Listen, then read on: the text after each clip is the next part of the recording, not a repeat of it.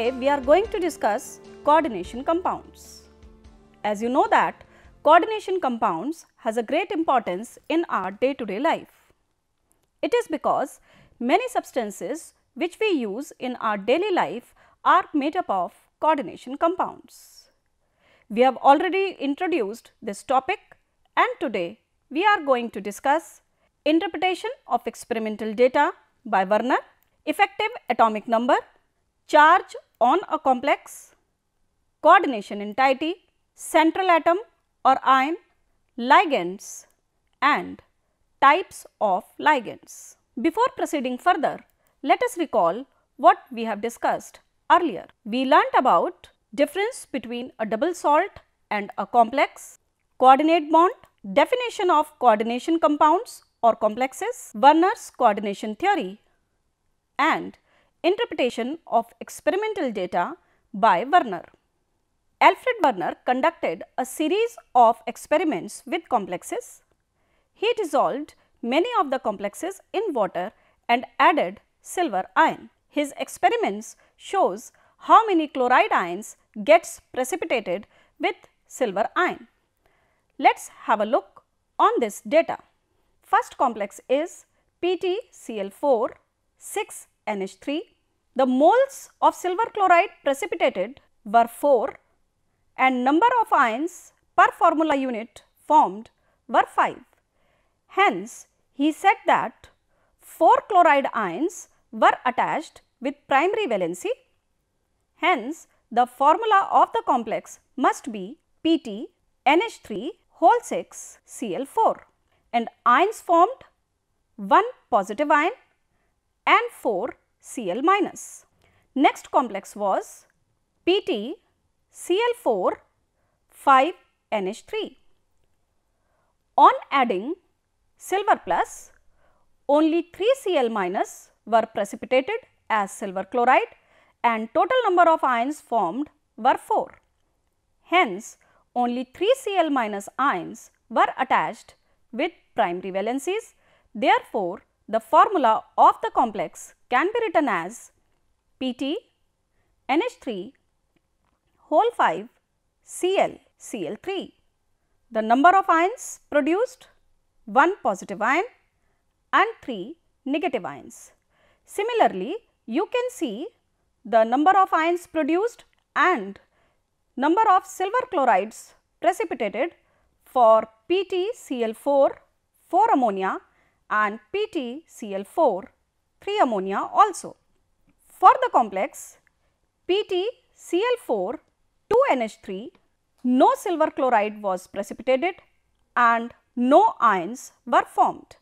Hence, all the ammonia molecules and all the Cl were attached with platinum with coordination valency or non-ionizable valency, or we can say secondary valency.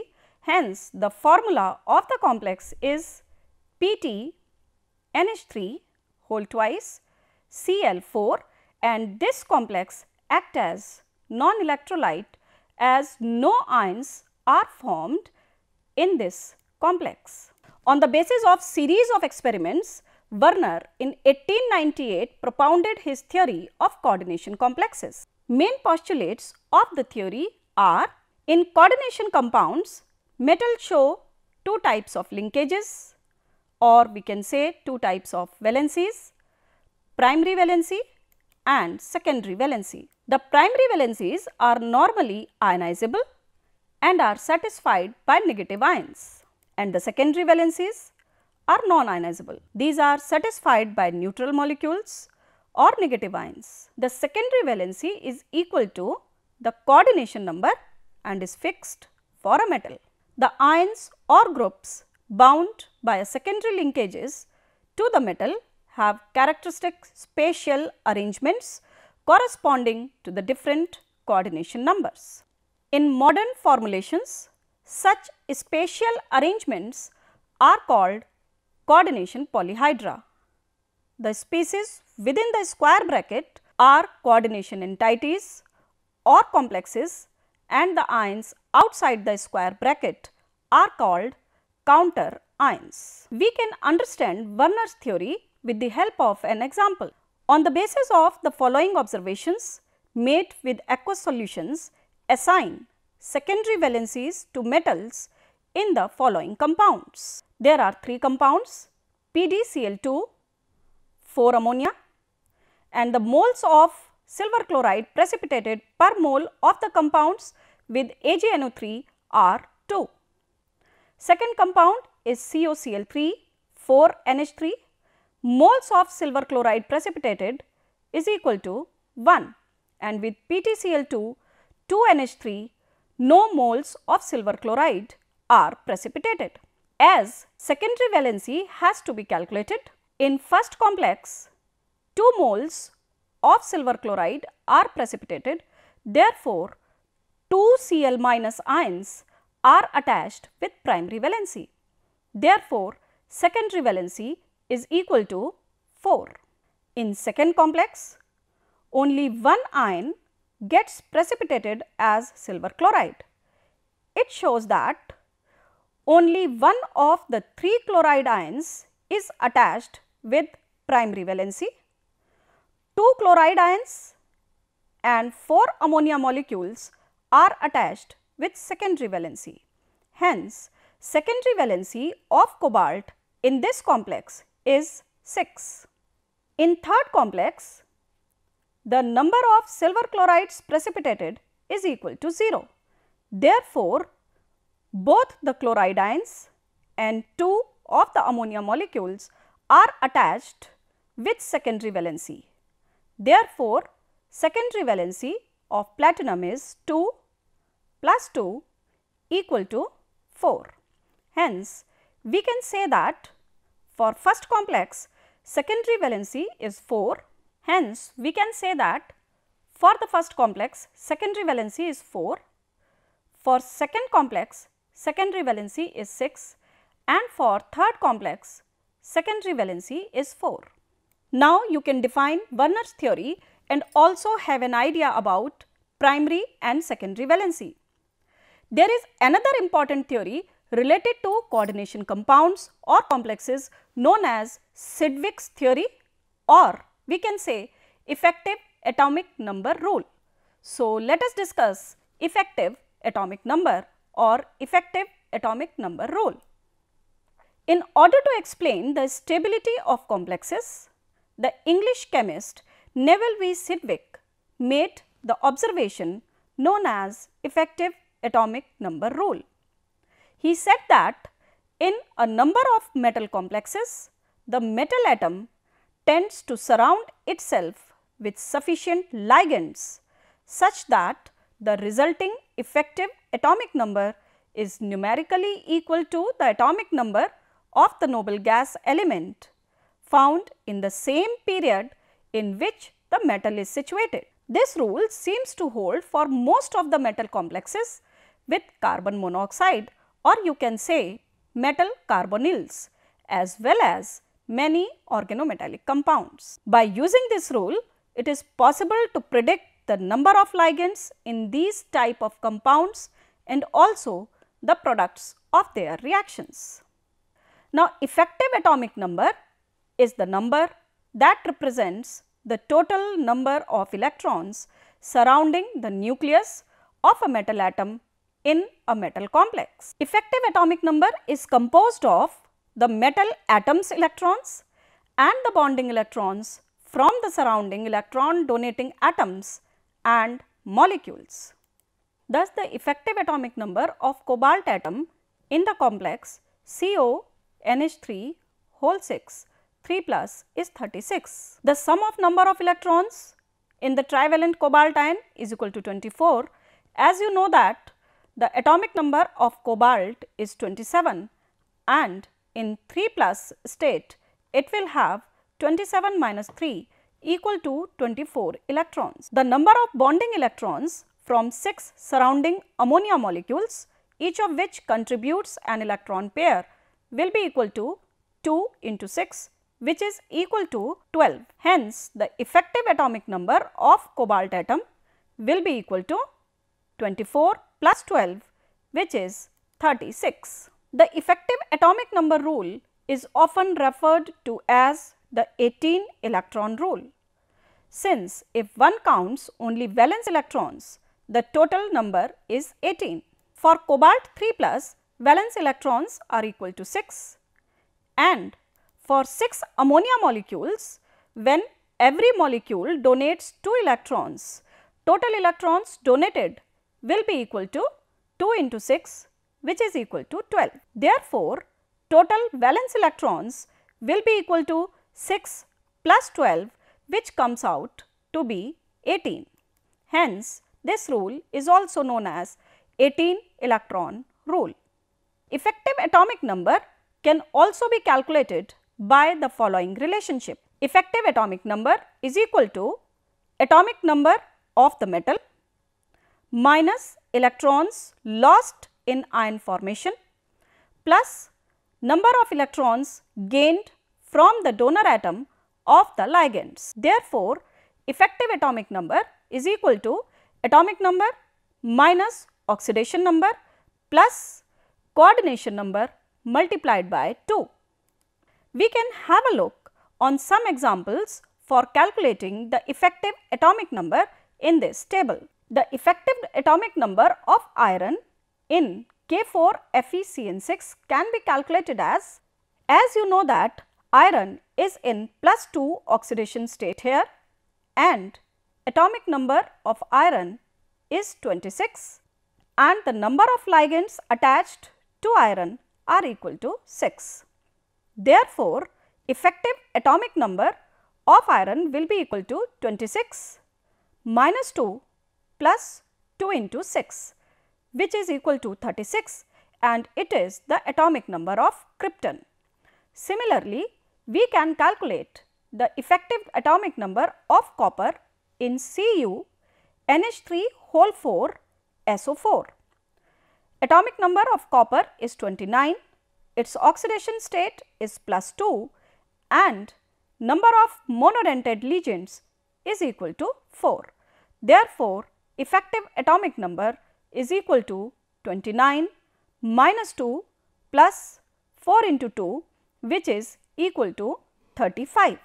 Similarly, we can calculate the effective atomic number of cobalt, nickel, chromium or silver in these complexes.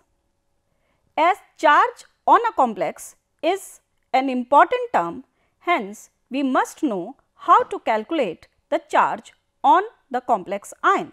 The charge on the complex is the sum of its constituent charges. We can use this relationship to determine or confirm the charge on a complex species.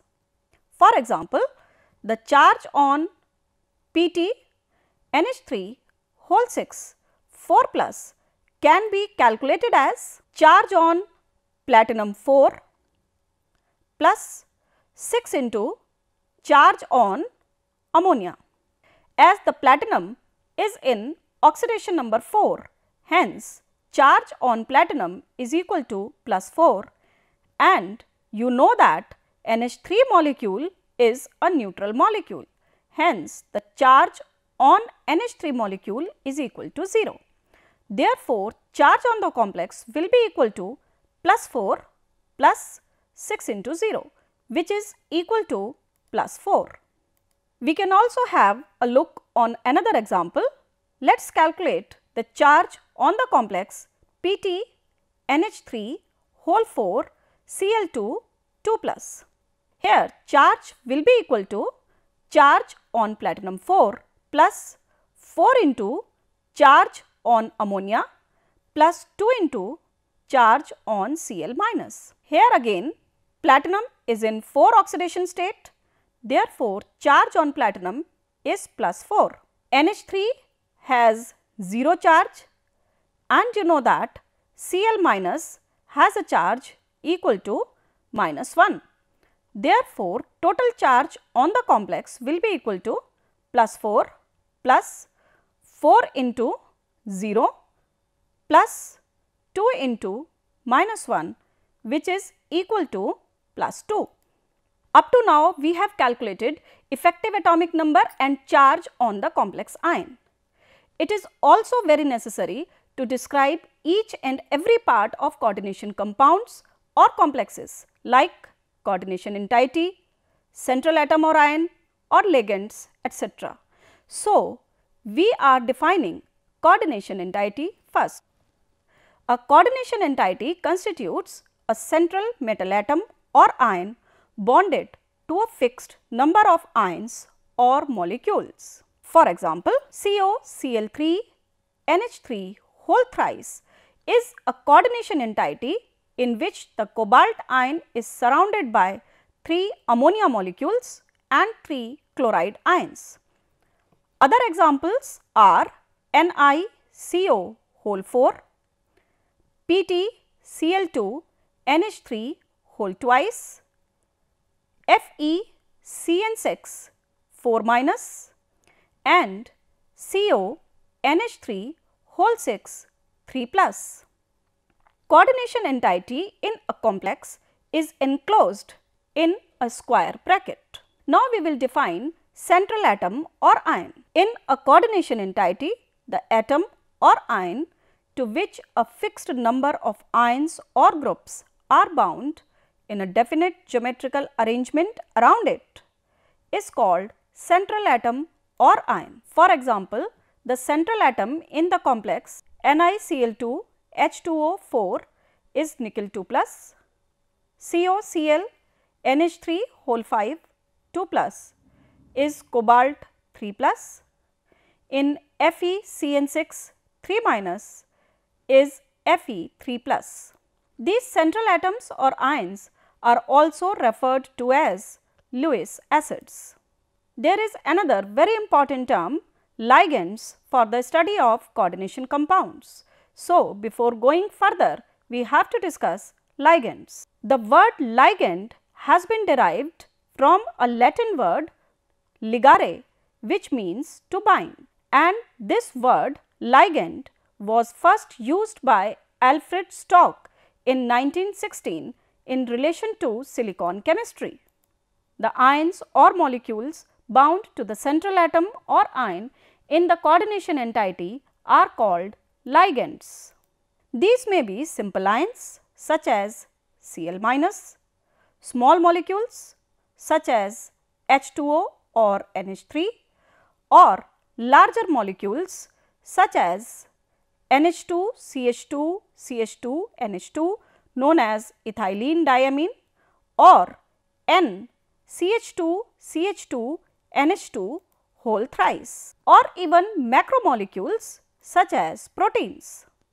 Ligands are the Lewis bases attached to the metal atom in a complex. They are electron pair donors, so ligands may be neutral molecules or anions that have at least one atom with a lone pair of electrons. Cations only rarely function as ligands. You might expect this because an electron pair on a cation is held securely by the positive charge, so it would not be involved in coordinate bonding. Ligands can be classified on the basis of their charge, that is, cationic ligands based on positive charge, anionic ligands based on negative charge, and neutral ligands.